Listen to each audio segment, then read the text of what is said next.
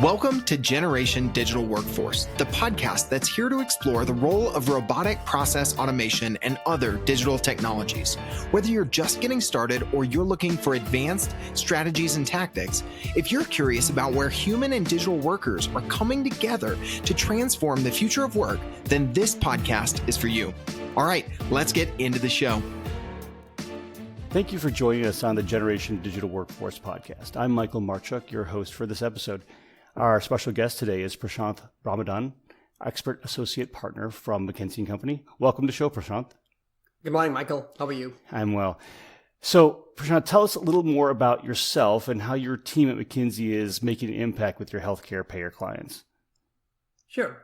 So I'm an Expert Associate Partner with McKinsey, and I lead the intelligent automation practice within the firm.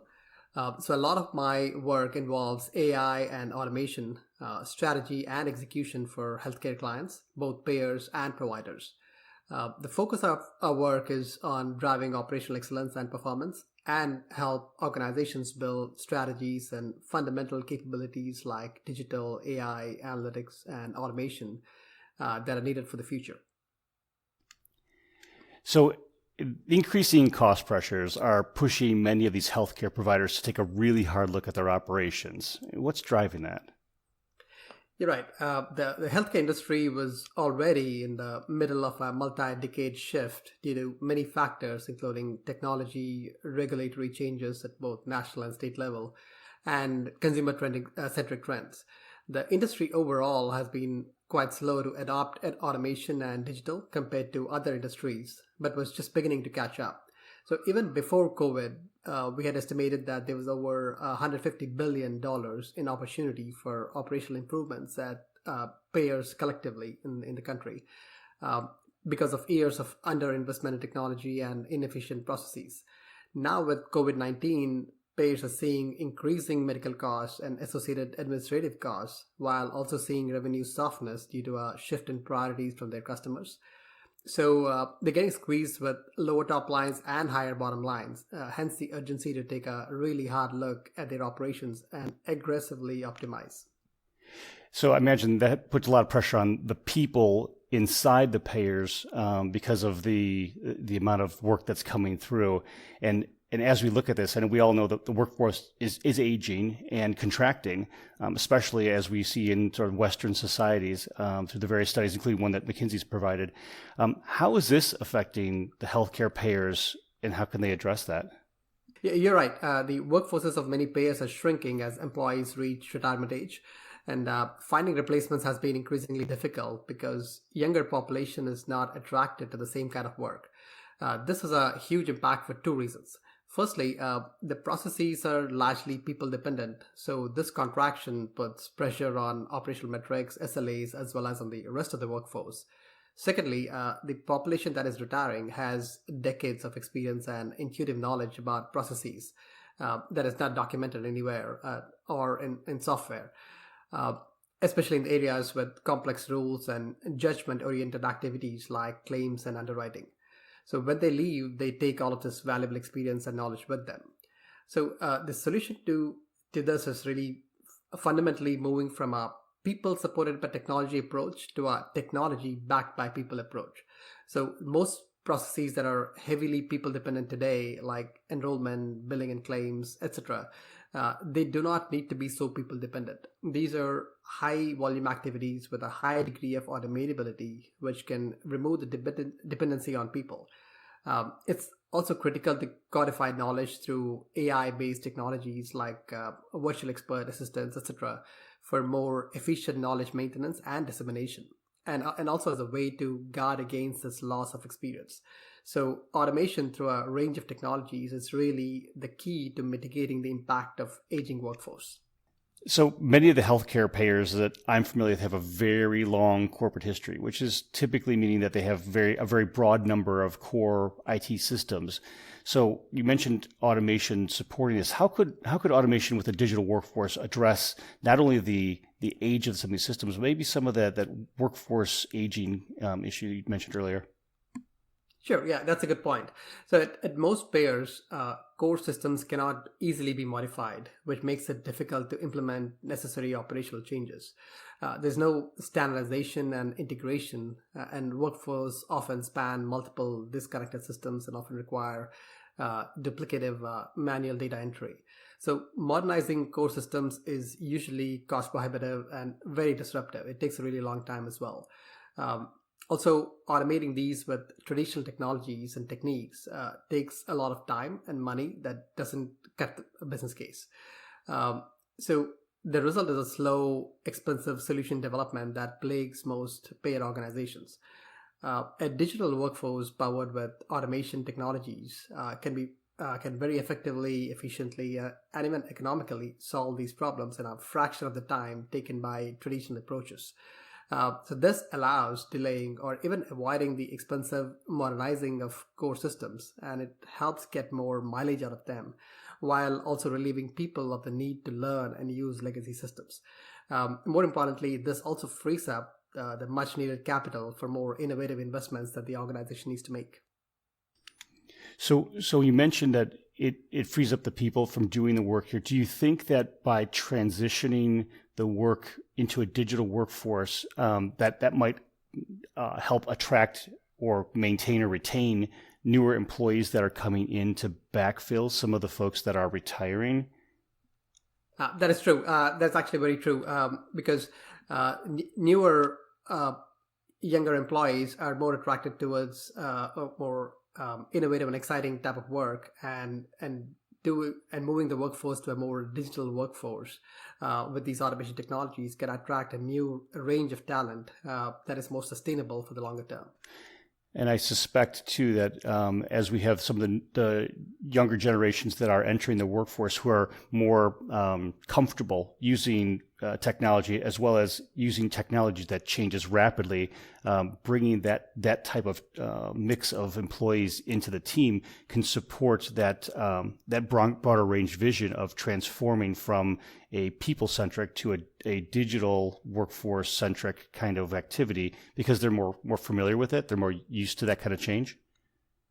That is correct. And if you see most startups or innovative companies in a number of industries, they've been focusing on this kind of an approach. For example, if you take the P&C insurance company or P&C industry or the insurance industry overall, companies like Limited Insurance, which have invested in a technology first approach, have been having a significantly different cost fabric than traditional insurance companies. So their cost per claims, etc., is much lower than that of their peers in the industry.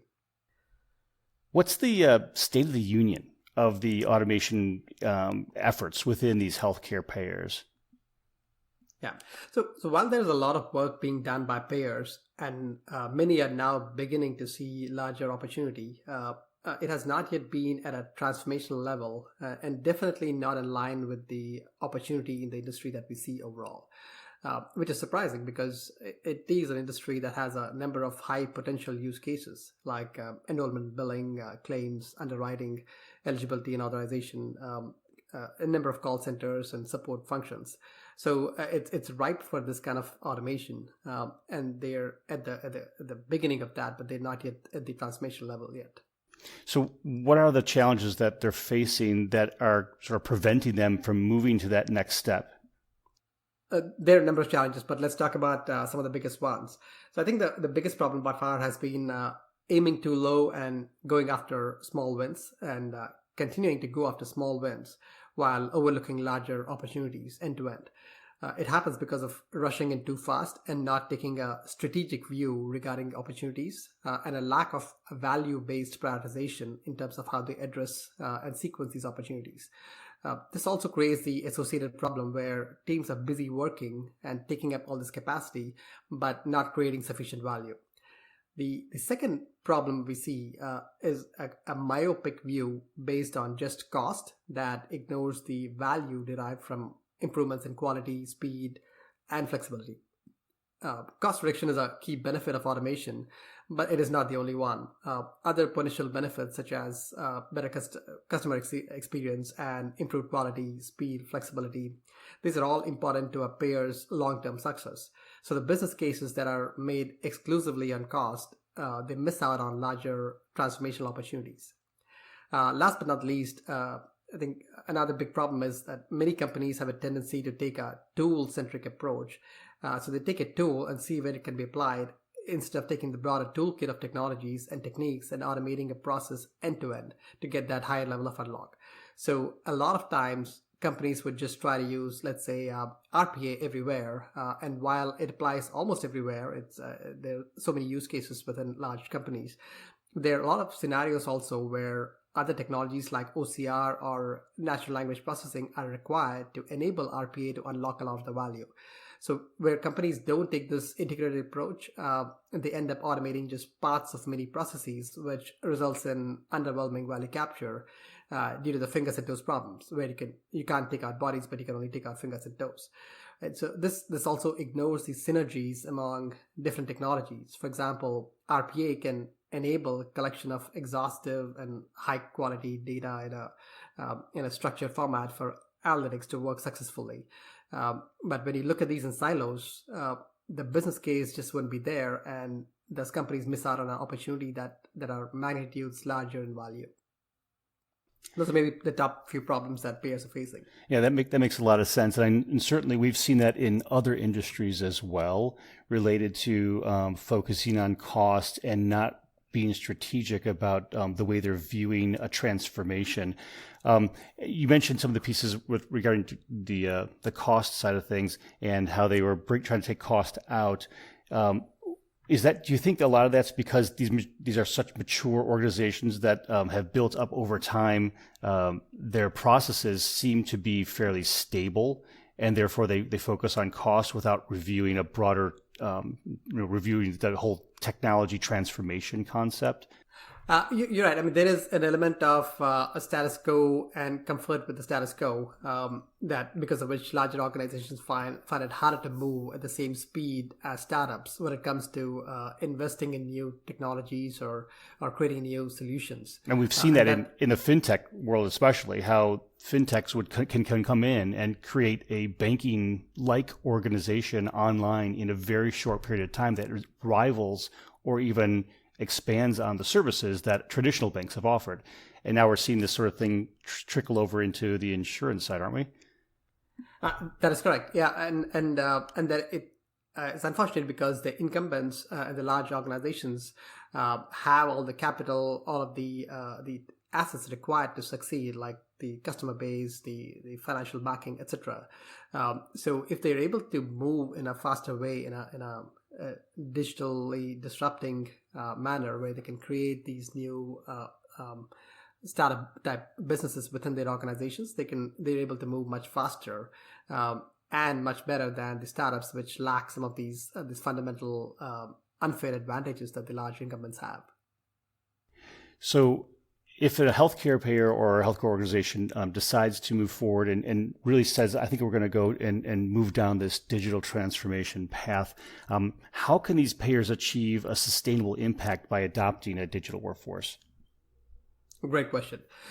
So in our experience, there are typically 5 factors needed for success. The most important factor is setting a game-changing aspiration. So to define their vision, payers need to start with the understanding of the total opportunity and the value at stake, and then develop an ambitious organization-wide vision for the end state. This typically includes significant cost savings and a fundamental restructuring of the cost base to create and sustain their competitive advantage. But the payers can then develop the high-level roadmaps that shows how to achieve those aspirations. So setting a big aspiration up front is key because it raises the bar, it encourages the organization to set up fundamental capabilities and make the right changes and investments to achieve that aspiration. So without that kind of an aspiration, they end up chasing these small potatoes. And the second factor is a strong business ownership. It is critical for business leaders with P&L responsibility to own the vision and outcome. This business ownership, in our experience, is crucial for achieving sustainable impact and expanding the effort scope beyond just cost reduction. So freeing up employee time and allowing them to refocus on higher value activities can significantly deliver value, but requires that clear prioritization from business ownership on where that time should be focused. So if done right, automation can actually help build additional consumer facing services and generate new business opportunities as well. On the focus on people is also really important, and it has to be done upfront. It cannot be an afterthought, because these technologies also, while they help employees, they can also impact a number of employees within the organization, and even more so if the automation is done well. So it is important to focus on retraining employees and learning new ways of working as an essential part of the strategy along with HR. And this will give the HR the ability to plan ahead, leverage the shifting workforce demographics, and use redeployment and natural attrition in specific parts of the business and minimize the impact of people. But to your point, automation can also help in making that shift towards the new workforce and attracting the right kind of talent. The fourth aspect, which is maybe very critical also, is while business leaders own the process, a close partnership, both at the thought level as well as the execution partnership with IT is essential, because IT is responsible for leveraging and bringing innovative technologies to solve the biggest problems that the business has, and building technologies and solutions in an agile way aligned to the goals of the business. So this integration between business and IT is really critical, because if they continue to work as a separate group, this cannot be sustainable. So program steering committee and governance structures, etc., can help ensure that this happens the right way.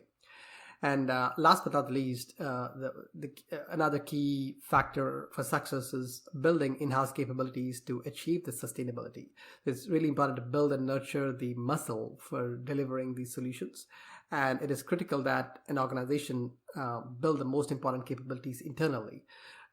So successful companies sustain the value that they create by establishing centers of excellence, etc., to govern the transformation and support the rapid deployment of solutions. And a COE can ensure that there's proper internal capability building, certification standards, etc., as well as effective reuse, thereby systematically making solution development cheaper, faster, and better. So together, these are 5 key practices that we've seen that create sustainable impact for organizations. So I want to go back to one of them that you mentioned here regarding the IT involvement, and then couple with that last one. So you mentioned IT involvement is critical because of the capabilities they have and they bring to the table regarding governance and some of the change controls that are fairly natural for folks in the IT groups, but maybe not so much as you go into the rest of the business. Folks don't necessarily do change control in the same type of way that you need to from a this kind of transformation perspective. So as you're bringing IT into the mix to help solve these problems with business and the COE, how can the COE help drive that messaging across the organization rather than keeping it siloed in a particular area, like a claims area or something like that, where potentially it's the first low-hanging fruit that's being addressed? Great question. So a COE can fundamentally take automation from a project-centric siloed approach to an organization-wide strategic top-down initiative, and it can help scale automation and also make it sustainable from a investment perspective. So that's really the role of the COE, the business advocacy, the communication, collaboration, and the radiation of technology and automation across the organization. So you also mentioned in one of your discussions about retraining of the employees as they're transitioning from a people-centric to an automation-centric type of processing. That's involving the HR department. So when we look at this whole concept of digital transformation, it really isn't an IT activity. This really involves all of the parts of the organization because it touches so many different areas. That is correct. And the more we look at it like an integrated approach between business and IT and all other parts of the organization, including compliance, HR, etc., and the more they work together, that's really what is required to make it sustainable. Excellent. I mean, that's wonderful. So what's one thing that you'd like an executive from a healthcare payer to come away with after listening to this podcast? I'd love for executives to take away the fact that it is important to broaden the horizon on digital investments. There's a disproportionately high cost of upfront investment in technology and skills and the time in learning that cannot usually be recouped through the first few use cases.